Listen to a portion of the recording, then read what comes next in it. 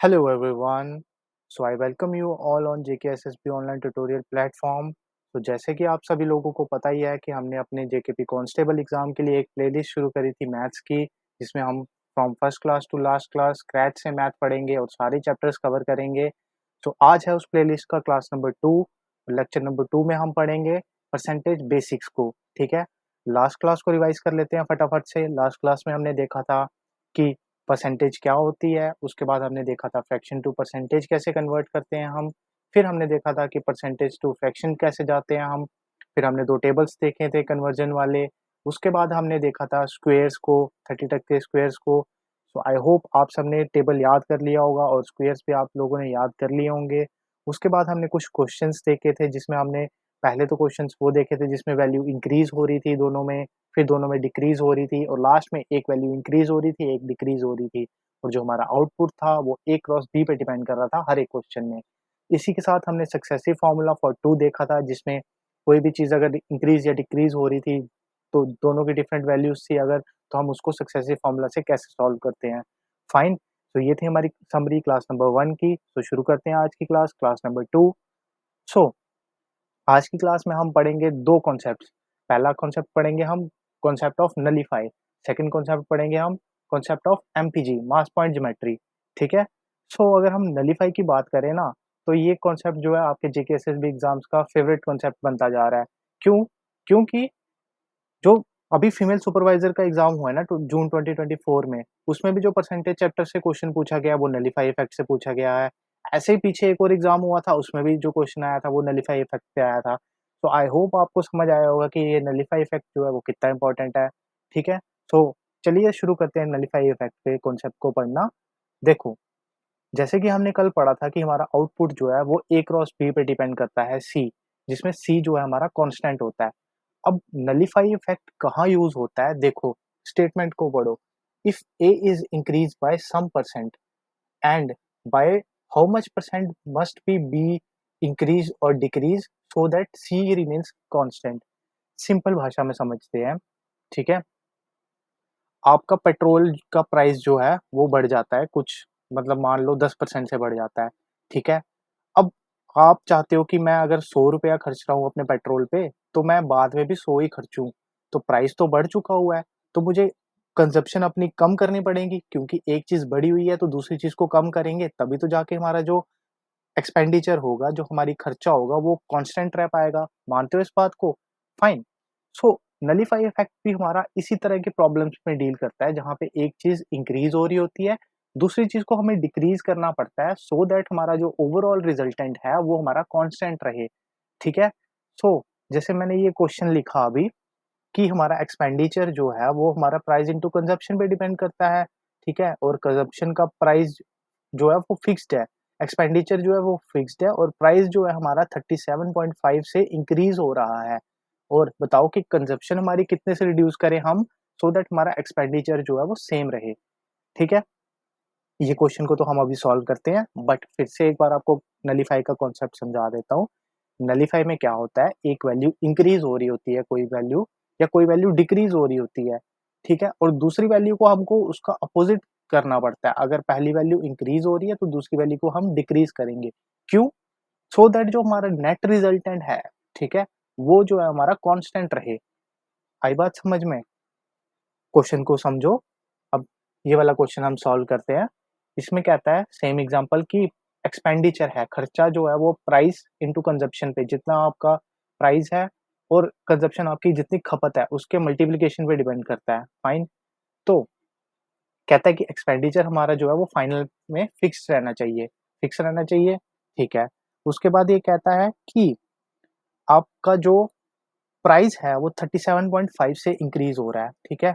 तो 37.5 की वैल्यू हमने देखी थी कल कि क्या होती है 37.5 की वैल्यू फ्रॉम टेबल। तो इसका मतलब होता है 3/8। ये कैसे होता है?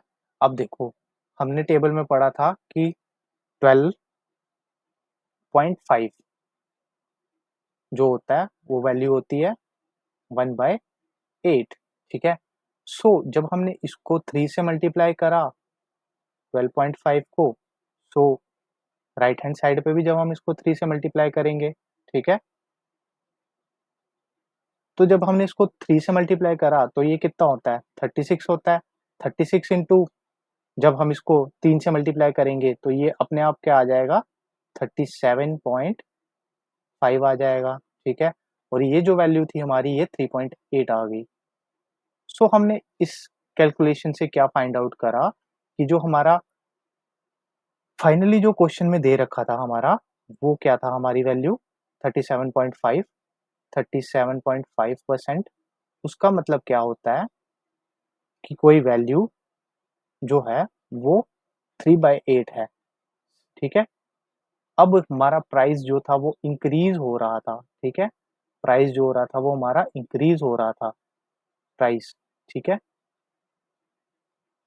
इंक्रीज़ हो रहा था 37.5 से। सो 8 पे 3 का इंक्रीज़, 8 पे 3 का इंक्रीज़ फर्स्ट क्लास, याद आया आपको कुछ? फर्स्ट क्लास में जो हमने पढ़ा था। तो ये वैल्यू जो है वो 8 से कितनी हो गई हमारी? 11 हो गई, ठीक है? ये आ गया अपना स्टेप नंबर 1, ठीक है? स्टेप नंबर 1 में देख लिया हमने ये चीज़। अब देखो, अब हमारे पास ये आ गया, अब हमारे पास हमने फाइनली इंटरप्रेट क्या करा कि हमारा जो एक्सपेंडिचर है, वो होता है हमारा प्राइस इंटू कंज़प्शन का, ठीक है? प्राइस जो है हमारा वो इंक्रीज़ हो रहा है 11/8 से, तो कंज़प्शन को हम कितना से डिक्रीज़ करेंगे? इसका उल्टा करना होता है हमें, मैंने बताया ना अगर इंक्रीज़ हो रहा है तो दूसरी चीज़ हमको डिक्रीज़ करनी पड़ेगी। तो हम 8/11 से इसको मल्टीप्लाई कर देंगे, ठीक है?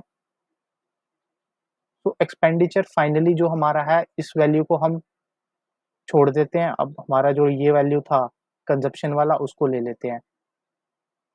तो 11 से 8 करनी पड़ेगी हमें कंज़प्शन। सो 11 से 8 का मतलब क्या हुआ हमारा कि हमारी जो कंज़प्शन है वो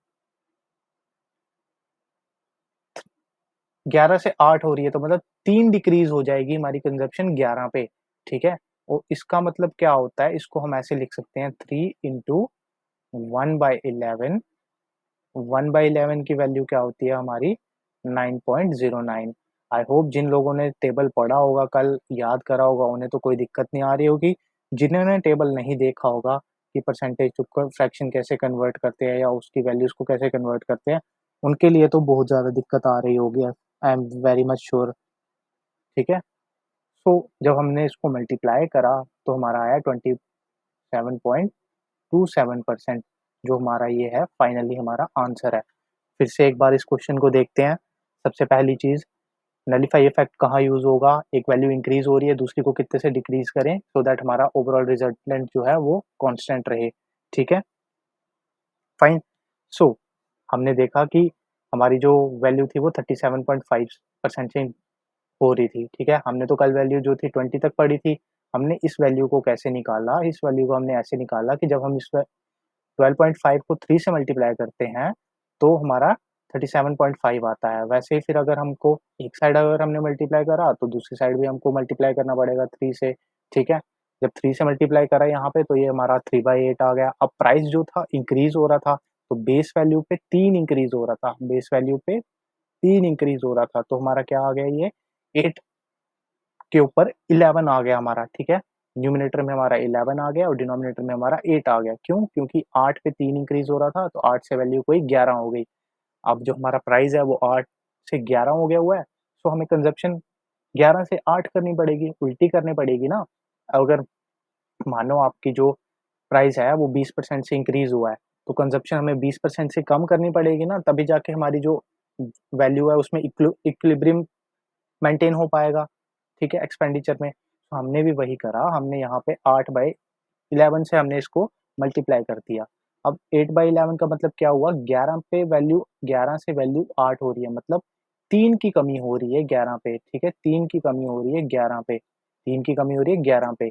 तो जब हम इसको सॉल्व करेंगे तो 3 को हमने बाहर ले लिया, 1/11 की वैल्यू होती है 9.09, तो जब हमने इसको मल्टीप्लाई करा 3 से तो हमारा आया 27.27 व्हिच इज़ आवर आंसर, ठीक है?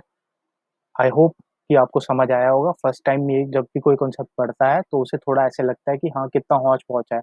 बट हाँ, जब आप 1 बार 2 बार रिवाइज़ करोगे तो आपको ये कॉन्सेप्ट बिल्कुल मुश्किल नहीं लगेगा, प्रोवाइडेड आपको परसेंटेज टू कन जो फ्रैक्शन वाला टेबल था या 2 टेबल थे हमारे, वो उसकी वैल्यूज़ जो हैं वो याद हैं, ठीक है? वरना हमें अगर इसको दूसरे मेथड से करना हो तो वो फिर लंबा मेथड पड़ जाता है। तो ये सबसे ईज़ीएस्ट मेथड है इस क्वेश्चन को करने का। आई होप आप सबको ये क्वेश्चन समझ आया होगा। अब देखो, अब मेन चीज़ आज की, जो हमारे सुपरवाइज़र के एग्ज़ाम में 2024 में क्वेश्चन आया है, उसका एज़ इट इज़ मैंने फ़ोटो यहाँ पे पेस्ट करा हुआ है, ठीक है? इसमें देखो ये कहता है कि the price of the commodity, किसी कमोडिटी का प्राइस जो है वो इंक्रीज़ हो रहा है 50% से, by what fraction must be the consumption reduce, हमें कितनी खपत को कम करना पड़ेगा सो दैट हमारी एक्सपेंडिचर जो है वो सेम रहे ऑन कंज़म्पशन, ठीक है? सो एक चीज़ इंक्रीज़ हो रही है, दूसरी चीज़ को डिक्रीज़ करना है सो दैट हमारा एक्सपेंडिचर जो है वो कितना रहे, सेम रहे, कीप द सेम, क्वेश्चन में लिख रखा हुआ है लाइन, ठीक है? सो हम यहाँ पे नलिफाई इफेक्ट का यूज़ करेंगे, यूजिंग नलिफाई इफेक्ट,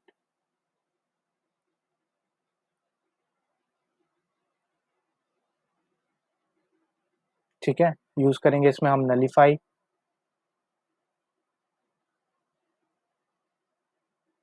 तो ये क्या कहता है कि वैल्यू जो है वो 50 से इंक्रीज़ हो रही है। 50 से इंक्रीज़ होने का मतलब क्या हुआ कि कोई वैल्यू 1/20 हो रही है, ठीक है? 1/20 का मतलब क्या हुआ? सॉरी, 1/2 आएगा यहाँ पे, ठीक है? 1/2 आएगा यहाँ पे, ये मैंने गलत लिख दिया,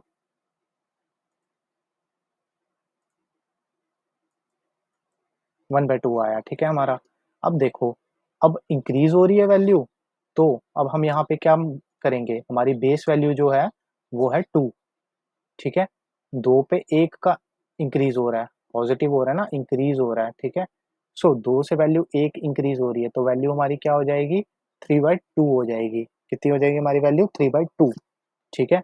इंक्रीज़्ड वैल्यू हमारी 3/2 है। हमारा फ़ॉर्मूला क्या कहता है, हमारी एक्सपेंडिचर जो होता है, वो होता है हमारा प्राइस इंटू कंज़म्पशन।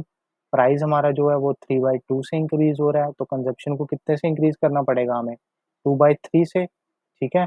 2/3 से जब हम इसको इंक्रीज़ करेंगे, तो इसका मतलब क्या होता है? इसका मतलब क्या हुआ कि जो हमारा 2/3 आया है यहाँ पे, 3 पे 1 की कमी हो रही है कंज़म्पशन में, 3 पे 1 की कमी हो रही है का मतलब क्या हुआ? 1/3, 1/3। अगर इसको हमें आगे फाइनली और सॉल्व करना होता तो इसका आंसर आना था 33.33%। अगर हम पूरा क्वेश्चन सॉल्व करने के लिए कहा होता तो हमारा आंसर ये आना था। बट अब इसने क्वेश्चन में ऑप्शंस में ही ये दे रखा है, सो बी पार्ट इसका जो है वो राइट आंसर आएगा, ठीक है?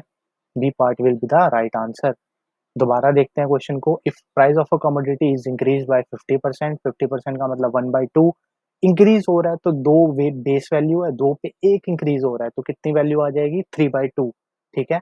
और जब प्राइस इंक्रीज हो रहा है तो कंजप्शन को डिक्रीज करना पड़ेगा, डिक्रीज करने के लिए पे उसको नलीफाई करना पड़ेगा, मतलब उसको खत्म करना पड़ेगा। उसको खत्म करने के लिए क्या करेंगे, उसका अपोजिट ही रेसिप्रोकल चीज लगाएंगे उसके साथ में। जब रेसिप्रोकल हमने लिखा तो वो 2/3 आया, मतलब 3 पे कोई वैल्यू 3 से बेस वैल्यू से 2 हो रही है, मतलब 1 की कमी हो रही है, 3 से 2 हो रही है जब कोई वैल्यू। तो फाइनली जो हमारा आंसर आया वो हमारा आया आंसर 1/3। सो आई होप आपको नलीफाई इफेक्ट समझ आया होगा। नलीफाई इफेक्ट में 2 ही चीज़ें होती हैं, एक पहली चीज़ इंक्रीज़ हो रही होती है, दूसरी को डिक्रीज़ करना होता है, और जो फाइनल रिजल्टेंट होता है उसको हमें कांस्टेंट रखना होता है, ठीक है? तो नलीफाई करते कैसे हैं? जो वैल्यू हमारी इंक्रीज़ हो रही होती है उसी का रेसिप्रोकल जो होता है वो उसको डिक्रीज़ करते हैं हम। फिर उसको फाइंड करते हैं हम बाय परसेंटेज कि हमारा कितना परसेंटेज इंक्रीज़ या डिक्रीज़ हुआ, ठीक है? सो आई होप ये 2 क्वेश्चन्स आपको समझ आए होंगे, और ये कॉन्सेप्ट ऐसा है जो आपके आने वाले कांस्टेबल एग्ज़ाम में भी सेम क्वेश्चन ऐसा आ सकता है। सो बी प्रिपेयर्ड, और इस क्वेश्चन्स को अच्छे से दोबारा से सॉल्व करिएगा, ठीक है? अब नेक्स्ट कॉन्सेप्ट पे बढ़ते हैं हम आज के, हमारा है एमपीजी कॉन्सेप्ट, ठीक है? और ट्रस्ट मी ये कॉन्सेप्ट ऐसा है जो आपका ऑलमोस्ट ऑलमोस्ट हर चैप्टर में यूज़ होने वाला है, हर चैप्टर में यूज़ होने वाला है ये कॉन्सेप्ट। तो केस स्टडी ले लेते हैं, ठीक है? आपकी मान लेते हैं एक क्लास है, ठीक है? उसमें जो क्लास है उसमें जो बच्चे होंगे कुछ बॉयज़ होंगे, कुछ गर्ल्स होंगे। अब कहता है कि एक क्लास में बॉयज़ जो थे वो ज़्यादा इंक्रीज़ हो गए, 10% से इंक्रीज़ हो गए बॉयज़। नए बच्चे आ गए, 10% से इंक्रीज़ हो गए बॉयज़। गर्ल्स जो है वो 15% से इंक्रीज़ होगी। नई गर्ल्स आ गई कुछ क्लास में।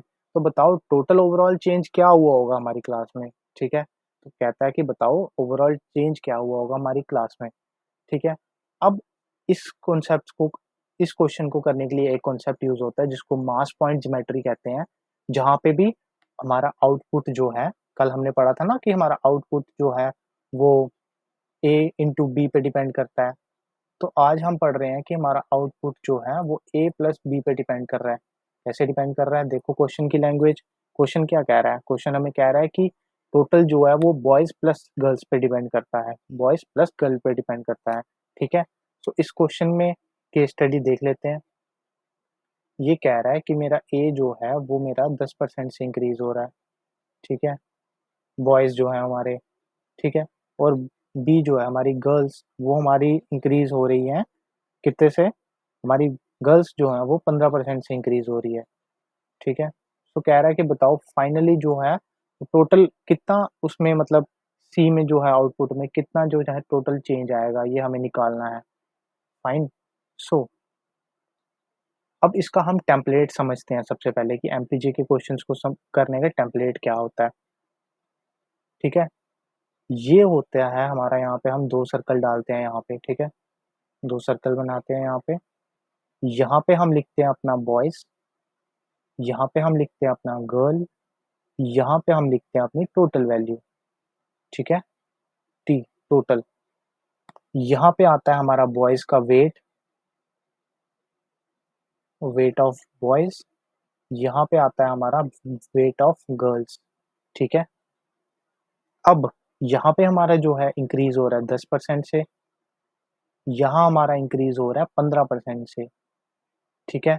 अब इस क्वेश्चन में तो हमें weight of girls, weight of boys तो दे नहीं रखा, ना ही हमें कोई रेशियो दे रखा है, तो ये चीज़ हमारे पास इस क्वेश्चन में नहीं है, ठीक है? ये चीज़ हमारे पास इस क्वेश्चन में नहीं दे रखी है, तो हम एग्ज़ैक्ट वैल्यू नहीं निकाल सकते कि हमारा जो टोटल है वो कितना चेंज हो रहा होगा, हम एग्ज़ैक्ट वैल्यू नहीं निकाल सकते इसमें कि हमारा चेंज कितना हो रहा होगा। तो इस क्वेश्चन में जो है, इस क्वेश्चन में हमारी जो है हम रेंज निकाल सकते हैं इस क्वेश्चन में, ठीक है? यहीं पे करके देख लेते हैं इसको। 10% से हमारा इंक्रीज हो रहा है बॉयज़, ठीक है? और 15% से हमारी इंक्रीज हो रही है गर्ल्स। सो टोटल जो होगा टी टोटल, वो कम्स इन अ रेंज, ठीक है? तो टोटल जो है वो 10 से 15 की रेंज में आएगा, ठीक है? क्योंकि यहाँ पे हमारा वैल्यू नहीं दे रखा था, एग्जैक्ट वेट नहीं दे रखा था, इसलिए 10 से 15 की रेंज में कुछ भी जो है वो आंसर आ सकता है टोटल का। फाइन। आई होप आपको ये चीज़ समझ आई होगी इतनी सी। नहीं भी आई तो जस्ट होल्ड ऑन, थोड़ा-सा अपने आप को टाइम दो, थोड़ा-सा मुझे टाइम दो, और कल की क्लास में जब हम क्वेश्चंस करेंगे ना, तो आपको सारी चीज़ें जो है, सारे कॉन्सेप्ट्स जो हैं, वो समझ आने लग पड़ जाएँगे, ठीक है? अभी हम आज की क्लास में भी क्वेश्चन करेंगे, तो आपको तब भी ये वाले कॉन्सेप्ट्स जो हैं, वो समझ आना शुरू हो जाएँगे, ठीक है? थोड़ा-सा टाइम दो अपने आप को, क्योंकि इस तरह से मुझे पता है आपने ना कभी पहले पढ़ा होगा, ना ही किसी ने यहाँ पे पहले ऐसा कभी पढ़ाया होगा, ठीक है? तो दोबारा देखते हैं हमारा, यहाँ पे आता है हमारा ए, यहाँ पे आता है हमारा बी, यहाँ पे आती है हमारी टोटल वैल्यू,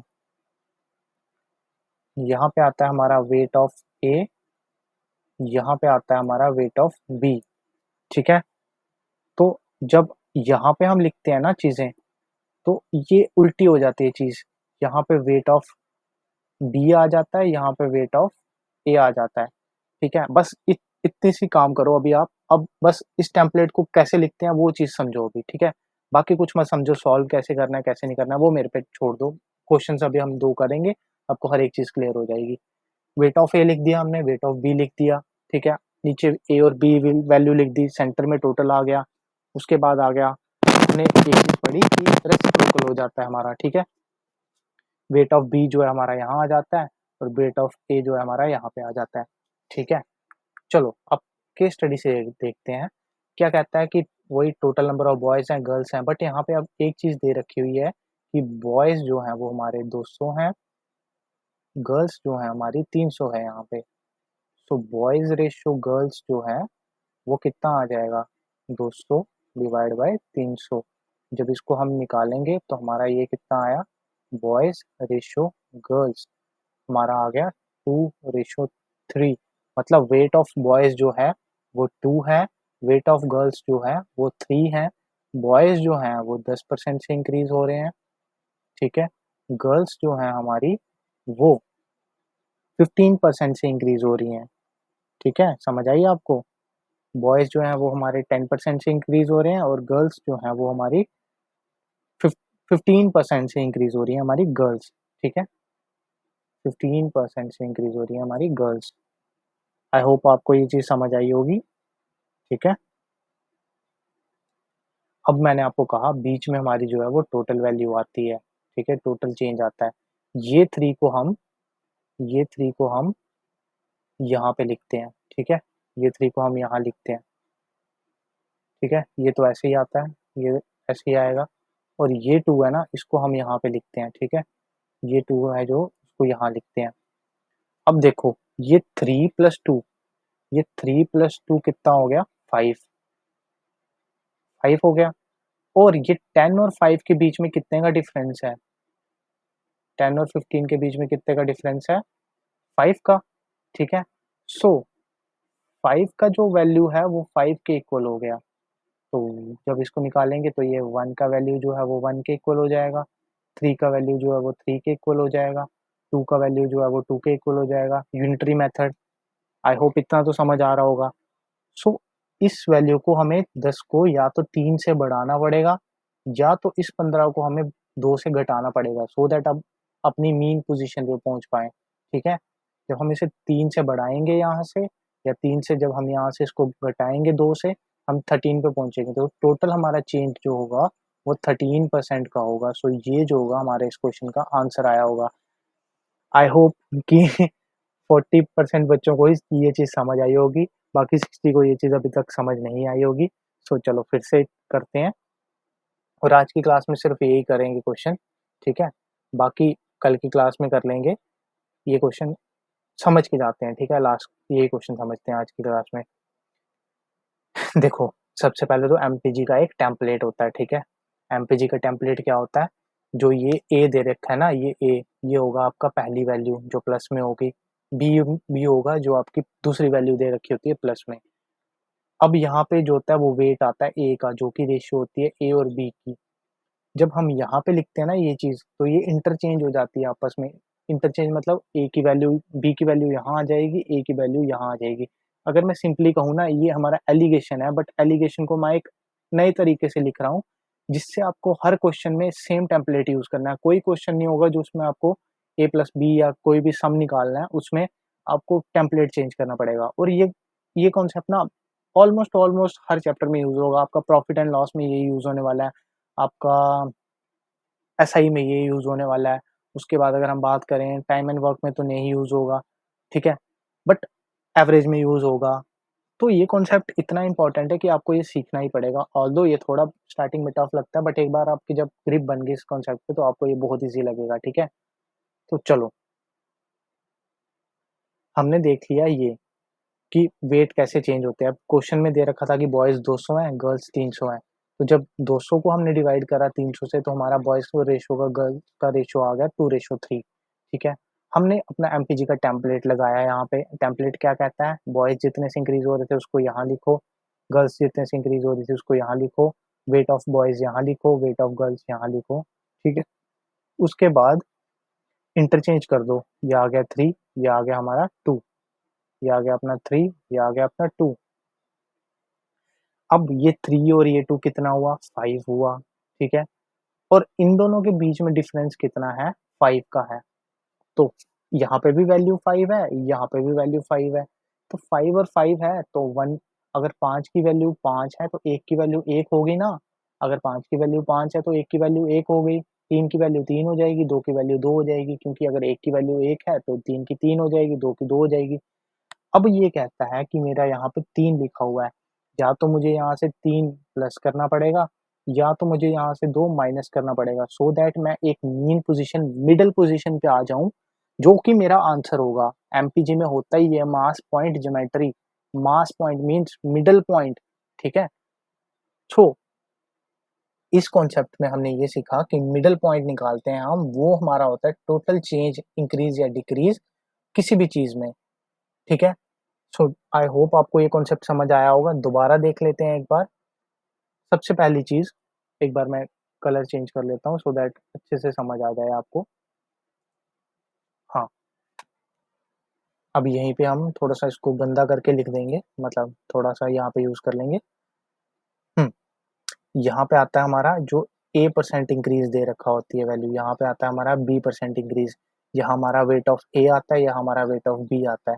तो जब वेट को हम ट्रांसफर करते हैं तो ये वाला वेट यहाँ पर आ जाता है हमारा, और ये वाला वेट जो है हमारा यहाँ पे आ जाता है। फिर हम यहाँ पे देखते हैं कि weight of A plus weight of V ये कितना है। ठीक है, ये देखते हैं हम। उसके बाद हम देखते हैं कि difference between A minus B, तो जो यहाँ वैल्यू होती है उसको कंपेयर करते हैं हम इस वैल्यू के साथ, कंपेयर करते हैं, कंपेयर। और फिर हम निकालते हैं जो हमारा वेट ऑफ A होता है उसकी वैल्यू निकालते हैं। फिर अकॉर्डिंगली हम उसको प्लस या माइनस कर लेते हैं फाइनली। ठीक है, सो ये कॉन्सेप्ट आई होप सबको समझ आया होगा। नहीं भी आया तो एक बार आप वीडियो को दोबारा से देखिएगा, आप लोगों को ये क्वेश्चन और ये कॉन्सेप्ट अच्छे से समझ आ जाएगा। ठीक है, अगर नहीं आएगा ये वाला कॉन्सेप्ट तो कोई बात नहीं, हमारे पास एक और मेथड होता है, उसको हम कहते हैं अल्टरनेट मेथड ऑफ एमपीजी, जिसको हम कहते हैं weighted average method. Weighted average में क्या होता है, देखो आप यहीं पे कंक्लूड कर ही देते हैं इसको। वेटेड एवरेज मेथड में क्या होता है, बॉयज गर्ल्स, बॉयज का रेशियो क्या है, बॉयज अपॉन गर्ल्स कितना आ जाएगा यहाँ पे 300 अपॉन 500। ठीक है, जब हम इसको काटेंगे तो ये आ जाएगा हमारा 3:5। तो बॉयज का वेट कितना आ गया 3, गर्ल्स का वेट कितना आ गया 5, और बॉयज जो है वो 28% से इंक्रीज हो रहे हैं, गर्ल्स जो है वो 20% से इंक्रीज हो रही हैं। सो वेटेज एवरेज कहता है कि जो हमारा टोटल होगा वो होगा हमारा 28 into 3 plus 20 into 5 upon whole में 8, मतलब प्लस बी प्लस जी। तो जब हम इसको सॉल्व करेंगे तो 8 3 जा कितना होता है हमारा 24, 4 टू कैरी, 3 टू जा 6, 7 एंड 8 84 प्लस 25 जा 100 अपॉन 8। तो ये आया हमारा 184 अपॉन 8 का होल परसेंट। हमने यहाँ पे परसेंट नहीं लगाया, बट यहाँ पे हम परसेंट लगाएंगे। ठीक है, सो ये आ गया हमारा एमपीजी का अल्टरनेटिव, जिसमें हम वेटेड एवरेज का यूज करेंगे टू फाइंड अवर क्वेश्चंस। ठीक है, सो आई होप आपको ये कॉन्सेप्ट समझ आया होगा। ये कॉन्सेप्ट तो इजी है, ये तो आपको समझ आया ही होगा, ज़रूर आया होगा ये कॉन्सेप्ट आपको समझ। ठीक है, तो 3 इंटू 5 हो गया हमारा यहाँ पे, और जब हम इसको सॉल्व करेंगे 184 को जब हम 8 से डिवाइड करेंगे, सो 184 को जब हम डिवाइड करेंगे तो ये 23 आएगा, I think so. So finally हमारा 23 जो है वो आंसर आ जाएगा हमारा इस क्वेश्चन का। फाइन,